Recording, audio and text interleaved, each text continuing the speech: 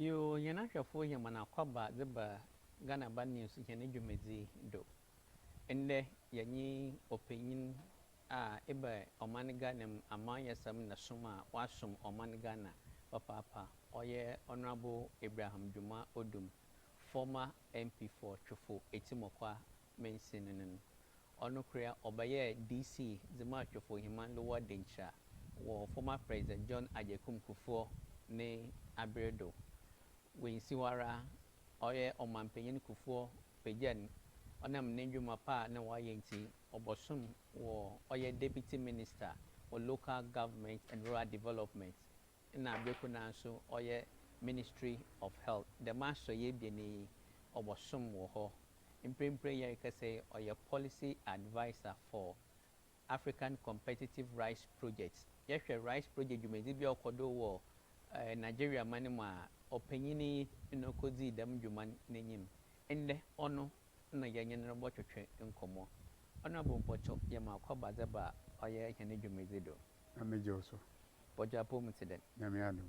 yo yakada isima ko boneto fam yakada Honorable Abraham Dwuma Odoom ono nye hona dika na me chia wahwefo ne watiefo nyina na me ka sɛ Abraham Dwuma Odoom Abraham de sewa nitia mani na ya papa ani Abraham na Dwuma no so edua bi a wɔkwayem na sɛ mfufum Dwuma very soft wood na Odoom so de onitia very hard wood nti meyɛ papa ma ɔman nyina na mesaye soft na mesaye hard nti say me ka Abraham Dwuma Odoom na ase no but me maame ne me papa ade me ba wiase mu 1952 wo ekuro bi a yefrɛ no Kwakudum kuro a ɛwɔ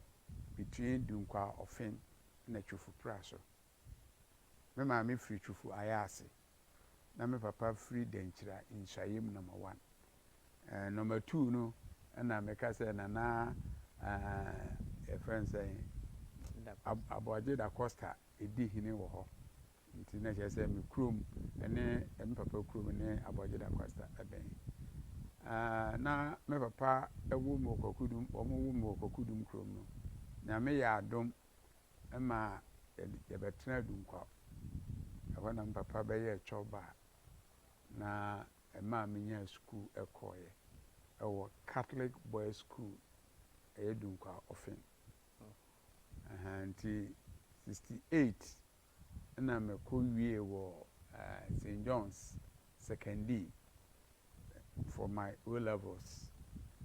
Me wie ho no na me ba Winneba Secondary School for my 6th form.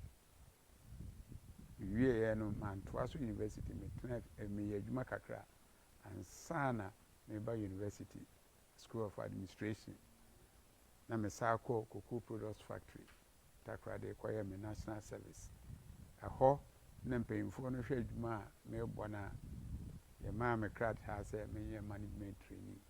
te me tena ho edi mfie kakra me free ho na me call Dupont wood treatment sa Dupont wood treatment no omo ye electric poles no te ho na me wo ma na 1998 me krom for popobin ayase otwokrom kwadi a ombefa me se mbeye assembly man ma ono na mbeye assembly man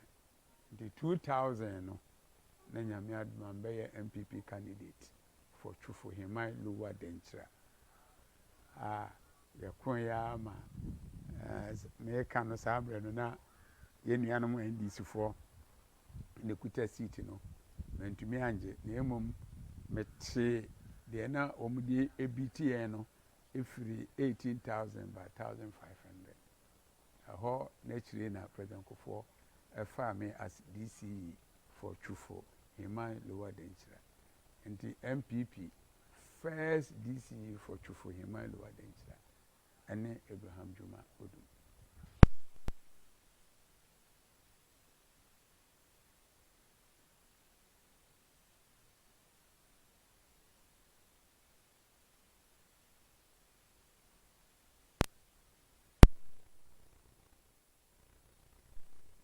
Nyame anya dom mka me papa emfiri kwakudum krom amadu nkwa ka me yi ni se school ka menye bi akọ yo yɛnhwɛ yɛate wo dze no yɛnyim na nna bia mberɛ nti yɛbɛkyekyere bi na daakye asan apɛmberɛ yɛaba ibi na aberɛ ka dɛ wo nkurɔfo bɔfɔw ɔyɛ 98 no mu ebedi assemblyman nti yɛka ama yɛsɛm a na kyɛ dɛ hyɛ ase fi assemblyman na DC ama ebewie wɔ MP na kyɛ dɛ afa through the ranks berɛ wɔrebɔfɔw na wɔra ankasa na osuo nyɛ do dɛ ɛpɛ dɛ yɛ amanyɔnyi anaa na menhyɛ da nwene ho saa na kyɛ sɛ community na me wom no bibi ehia sɛ ɛsɛ yɛyɛ biara no na medi anim no mayɛ ma ho mekae mmerɛ bi a mekɔɛ na me kuromfoɔ wɔ mu nsuo bill na apile saa mekɔɛ a mekɔte a na metuaeɛ mekae sɛ na between ayase ne bepɔben wode wonim hɔ yi na ɛkwan no ndam mepɛ katapura ma wokɔtwa saa kwan no bɛyɛ sɛ 2 kilometers 2.5 kilometers betwa mɛtɔ mu nti car tumi firi pra so ɛba yase first na car ntumi mfiri pra so ma yase because na between pɔpɔben ne ayase no na kwan biara na hɔ nti ɛm sɛ ɛno na amanfoɔ no hwɛ yam sɛ dabi yɛsɛ ɛma saa nipa yi ebedi anim a ɛbɛboa yɛn nti mewɔ Kumase a medi sɛ bi o me manager no mewɔ hɔ a sɛ dako nananom asoma ma yɛde poma aba m'anim sɛ yakɔgye assembly district assembly election krataa ɔma afele ayase ne pɔpɔben ne kwadia ne ɛhɔfo nyinaa afele nti me nso me nsan na medwene ho a mansane yɛ na mesan ne yɛ mebaeɛ nso ɔmo nyinaa ato aba no boa me mekaa sɛ that year no the whole district no me na menya the highest number of votes nti ɛno ɛna ɛde m bɛwura politics mu na mmom na maso daeɛ bi pɛ daeɛ no a mesoeɛ no ma me ne asɔrepanyin Pentecost asɔrepanyin na takrade mene ne kɔdi nkɔmmɔ sɛ daeɛ sei ne maso na ɔka kyerɛ me sɛ ɔgye di sɛ Awurade pɛ sɛ ɔde me kɔwura amanyɔsɛm mu ɛma meyɛ nhyira ɛma me nkurɔfoɔ ne Ghana man nyinaa nti bi a wobisa me saa question sɛ na madwene sɛ mayi a nti ɛbaa saa naa no na anyɛ me hu bebree yɛnhwɛ nti ne yɛsɛ yɛhu dɛ amanyɔsɛm yɛsɛ ɔyɛ som awobia wɔyɛ dɛ bɛyɛ MP anaa dɛ yɛ DCU assemblyman no ɛresom wo amanfo no wamanfo no hu anammɔn a ne otu wɔ hu dɛm su no wɔ wo mu ma ɔnam dɛ ma ɔhɔre ankasa wopagya wode sii de bia na ɔte dɛm ɛdze to ho na ndɛ ɛhwɛ amanyɔfo wo nuanom binom a sisi a wɔwɔ mu a ɛhu ne dɛ ɛhu sunsun bi wɔ mu ma deɛ mɛka ne sɛ ebi ɛwɔ ɛsom honhom ɛna ebi nso ɛnyɛ ɛsom honhom na ɔmowɔ na sɛ wofa ɔha na wokyekyɛ mu a deɛ mɛka ne sɛ bɛyɛ 30% deɛ ɛyɛ nipa a ɔmo aba sɛ ɔmpɛ sɛ ɔmo som man na 70% deɛ kyerɛ sɛ ɔnam mu akyerɛ sɛ bia ne yɛfono ɛna ɔhwehwɛ sɛ yɛhwɛ 30% na kyerɛ dɛ ɔwɔ fam asɔman no yɛhia asomfo bebree iban afotosɛm na ɛdze bɛma ebi a ɔha ne nkyekyɛmu aduoson na waka 70% na ihu dɛ wɔreda ɔyɛ ɛsom sunsum edi ɛma asɛm na bɛka kyerɛ ɛno afotosɛm a mede bɛma no wɔ nipa a ɛto aba ɛma saa nipa yi sɛbio sɛnea mfitiaseɛ mekaeɛ no mamanfoɔ hu sɛ menni gyinabea biara mu no adwuma bi a na meyɛ anammɔn bi a na meyitu ɛna mma a wɔn hu sɛ papa yi yɛma no kɔ a ɔbɛboa yɛn ɛna sɛbio saa mmerɛ no wɔn a musa kapra mfiri mi hɔ yɛn musa dama mfiri mi hɔ nti wɔn a wɔkɔɔ yɛn nso no na ayɛ me ahyɛdeɛ sɛ ɛsɛ sɛ mesom hɔ no mo na ɛnɛ yi a ya kon ba bia enye election eye auctioning se bio ne o sika ana che se ye di bibio e ma no se o ye ne sa de a che se wunya wo ma esom honhom no eye den ewo mu nti me tufu a ye se otu momonefo no no otu agiramo asofo ye a ye to aba no ese ye hu se ye hwe nipa esom honhom wo mu ana ye nso a ye giato ho se ye som no o se ye som wo ne kwan mu na ye hu se eye esom adwuma na yakofa to ye ho so se bi bebia na me di mani ya no me be ye DC no na pay a na me gye no manager mu no na so sen DC bia kese pa enso no emu mabem esan se me hunu se menya ekwan bi a me man ana se me pesua so ho no me so nyame be fa me so mama ye bibi ama ohaw ne efuna ne ebra ewo ho no so ate ama mamanfo nti no ewom se me pay akofo m de na anso na ha me esan se na me wobotaye bi ema oman yɛda ase yɛnhwɛ ɛbɛyɛ DC ne ɛmanzama ɛna ayiɛ ya ebutum eze wonse sido de obra menya akonya bɛyɛ DC wɔtwefo etimokwa himalowa dencha mensi no ne nzama meyɛ nya manfo so wɔde kae oh me ye assembly man no me to motobro me kana motobro a obi abeti ase machine na edigu kokoo so no me to mienu na me de ma two communities no obi a ne kokoo yenguso no yeguso samre na kokofuo bebiri ho a yenguso for so many years na me to DDT samre na DDT na ho mama for started so mu de gu mu kokoo so nti anche no mu kokoo no started say eyeye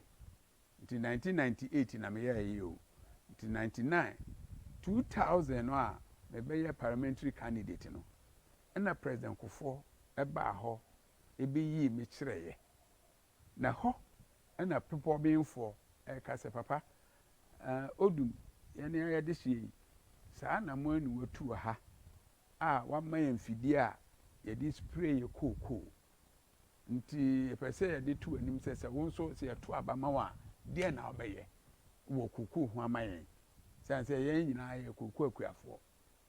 na president Kufo ka chem so de Odoom ye no saa na me so me ba me beye da ye ha me maso ame ye kokoo kuani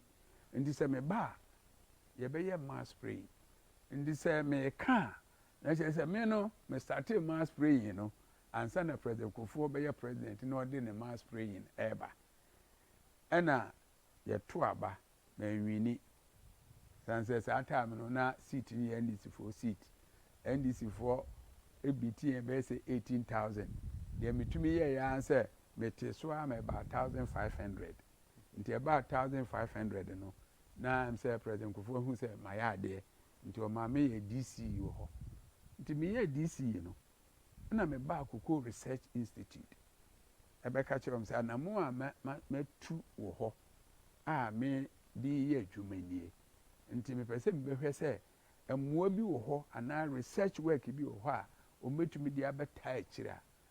ana Dr. Apia of Blessed Memory on no executive director no say bo ye wo research bebiri wo ha ya ye betumi aboa ma asase no ene kokoo ndua na yeye nti so aka ne saade a ene no be ehwe abom ni aye eno ene de ye ya ebe ye kokoo high tech nti se me ka metumi aka se ade ba kwa me ye pa boa o man Ghana se me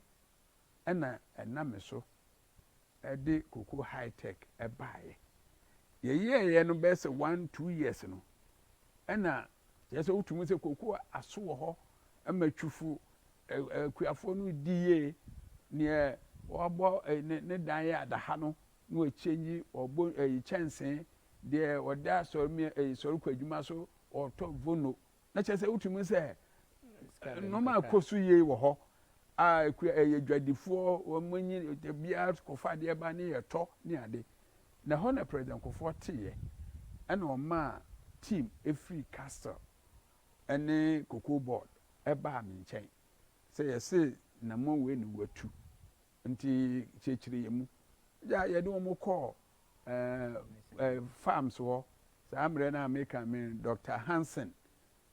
oya great director ona chese na me ne no ene anajo no otimi fie ahomache na msumiti ni fie one ne staff ena nyame adom yenya social investment fund and anti amada pa current NDPC director general Dr. Mensa Abrampa and current deputy operations CEO for tree crop for Stabuating no more and Wienko na ADB na chese ye pam ya yes ha de ntino president Kofo ba ye cheche mu no na ma sa project no ebe ye national project nti se me ka bibia me ye first one no DC na ye revenue e wo form revenue ni wo form pa ti me fa me national service for any vacation employment na me ma omo ye survey e ma me nti omo ye survey ma me na me hu se ai edwanto na omutuatua no e fa nwini botom nti e fa akwan bi so ni esi no chese efe ye pagya ye na me pagya no na ye ize me ka pa se as this metumi aka say me ne first this year metumi ma ye to abetia me budget wo floor because na me pese ye IGF no revenue no ko 1.2 billion those days makrachi fo ne ye no mako ni 600 nti ye ba budget no me ka chon say me mpene me sorry gina ka kira same manfo ni nyina say ekwan we ye o pese o me de fa so no yes akwan na pese ye de fa so nti mu yentu ntia budget no no mu nkwankoye no mu nye no 1.2 billion na me ni hu se ebeba no ampa ye koye 1.2 afia ni na 1.8 billion wow 1.8 billion ina just kan fa manfo wo kutoku fa kutoku baby ye fortunately na me finance committee